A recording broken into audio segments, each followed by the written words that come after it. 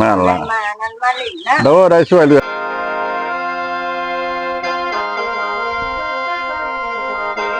สุขสบายดีพี่น้องๆSCภายในหรือต่างประเทศเนาะมื้อนี้ล่ะทางพ่อบ้านพ่อล่อล่ะสิได้พาท่านผู้ชมเนาะมารู้จักกับว่าชาวสวนเนาะชาวสวนเพิ่นน่ะอยู่ที่ละอยู่ชนบทห่างไกลซอกลึกเนาะเพิ่นก็ได้ดูมั่นขยันเพียรเพิ่นปลูกผักปลูกมีเพิ่นก็หาเลี้ยงคุมตนเองเนาะเพิ่นบ่ได้พึ่งพานานั่นพักตลาดเนาะปูปลานาเนี่ยเพิ่นก็ได้อ่ายกหนองเลี้ยงเนาะแล้วเพิ่นก็มีมาปลูกนานผักบงผักบงผักอย่างหลายอันหลายอย่างเนาะปลูกแล้วก็เลือกกินก็กลายเป็นสินค้าเอ่อวิธีของชนบทครอบครัวนี้ก็ถือว่าเอ่อ ถูกต้องอยู่เนาะแนวใดเฮาเฮ็ดได้เฮาก็เฮ็ดไปเนาะท่านผู้ชมเนาะมาเบิ่งนำกันเนาะพระบ้านพระเลาะสิเก็บภาพบรรยากาศนั่นล่ะให้ท่านผู้ชมผู้อยู่บ้านเด็กบ้านไกลอยากฮู้อยากเห็นเนาะอยากเอาเป็นแบบอย่างมันเป็นครอบครัวหนึงถือว่าเพิ่นดูมั่นขยันเพียรเนาะไปเบิ่งพร้อมกันเลยก็เป็นส่วนสาลีเนาะคันว่าประเทศเพื่อนบ้านก็เป็นส่วนข้าวโพดเพิ่นก็ปลูกหลายประมาณมั่ง3 ไร่เนาะส่วนของเพิ่นเนี่ยเนาะงามดินเพิ่นก็ดินอุดมสมบูรณ์เนาะเพิ่นบ่ได้ใส่พุ่นใส่ปุ๋ยเด้อมีหลายนานาชนิดทุกผักอย่างก็มีมักสลัดสลีเนาะข้าวโพดเพิ่นในหลวงลายภายมากนะคือท่านผู้ชมได้อันนี้ละเห็นนำคลิปของพ่อบ้านพระเลาะเนี่ยเนาะ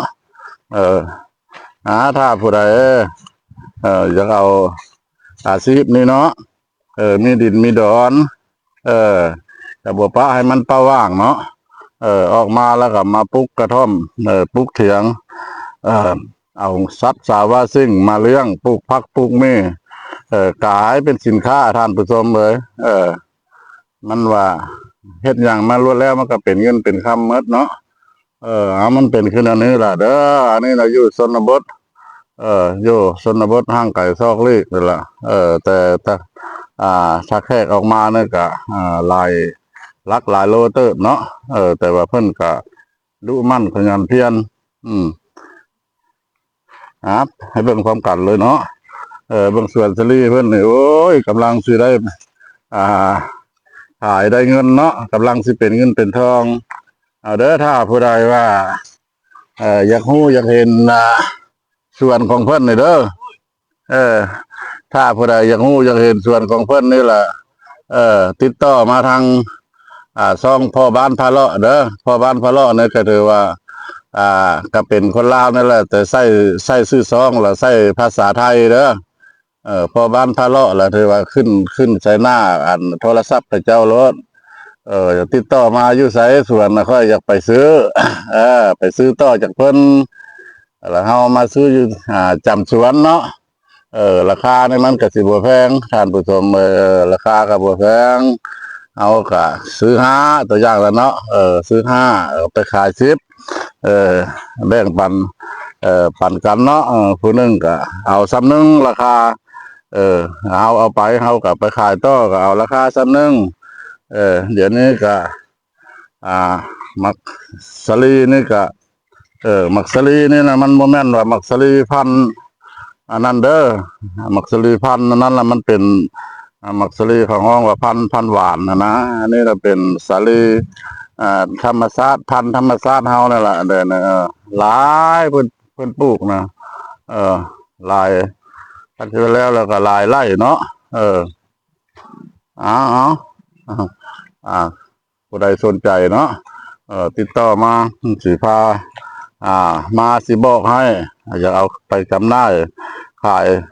ตามท้องตลาดเนาะให้พ่อแม่ประชาชนได้บริโภคก็มาเด้อ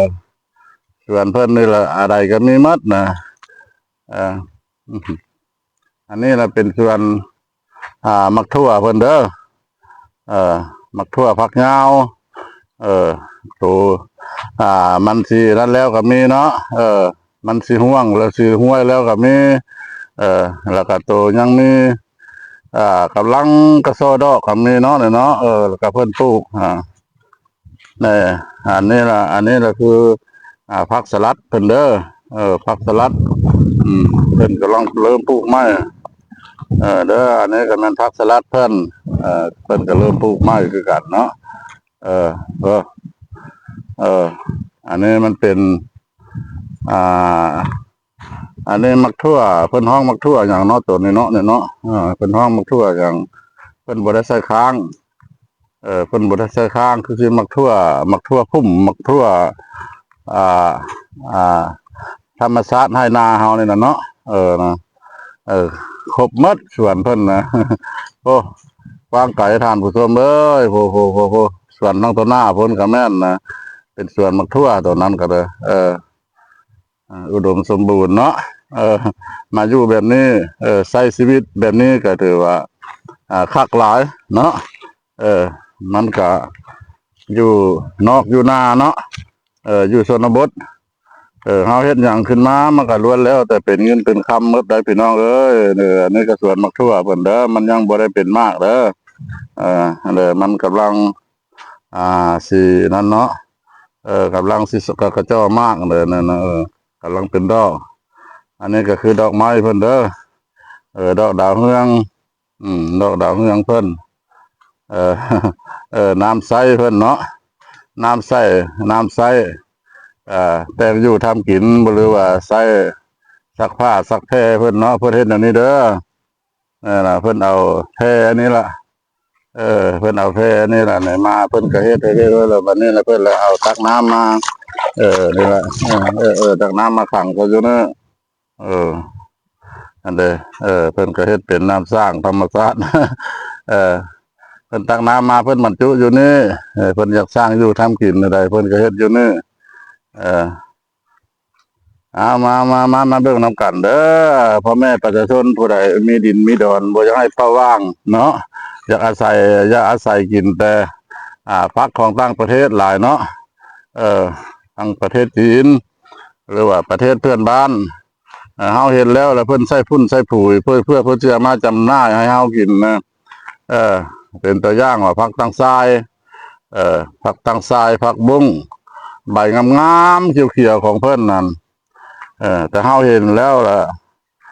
ก้อนเขาเจ้าสิเอาใส่แก๊สใส่หยังออกมาขายอยู่ประเทศลาวเฮาเนี่ยเขาเจ้าได้เอาลงเขาเฮ็ดเป็นอ่างมากง่ายแล้วก็เอาน้ำยาใส่หั่นแล้วก็เทผักตั้งทรายหั่นลง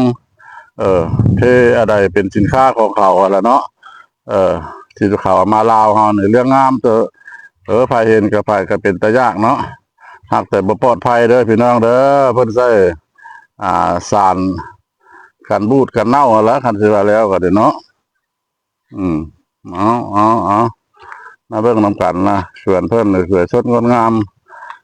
ตัวนี้เพิ่นก็ได้เก็บกู้ไปแล้วเนาะอันนี้เพิ่นก็ได้เก็บกู้ไปแล้วแล้วก็มันก็ยังเรื่องลงเรืออยู่เพิ่นเฮ็ดแบบนี้เด้อ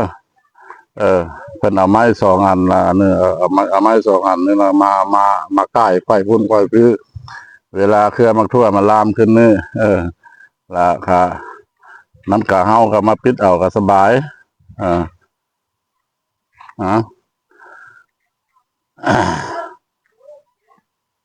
อันนี้เดี๋ยวละอันนี้มันละอยากห้วยเลยเด้อรายรับของเพิ่นก็สิได้หลายบ่แม่นง่ายเนาะเพิ่นเอาไปขายท้องตลาดแก้ไขครอบครัว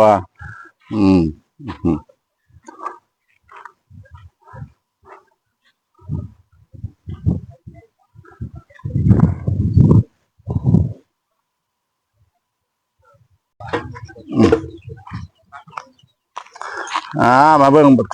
ส่วนเพิ่นอีกส่วนตัวนี้เนาะตัวนี้เพิ่นก็กำลังปลูกไม้เด้อท่านผู้ชมเด้อเป็นมีความรู้มั่นขยันเพียรก็ส่วนของเพิ่นเมิดเนี่ยสร้างรายรับเนาะให้แก้ครอบแก้ครัวอะไรคันบ่เฮ็ดก็บ่ได้เนาะเพิ่นก็อยากให้พานำพาลูกหลานเนาะห่างไกลจากพักท้องตลาดเนาะ มันมีสารเคมีเพิ่นเฮ็ดดีเพิ่นเฮ็ดได้ในการอันนี้ก็ยินดีสำเสยนำเนาะนี่เขาละวะเฮาบ้าอันนั้นมา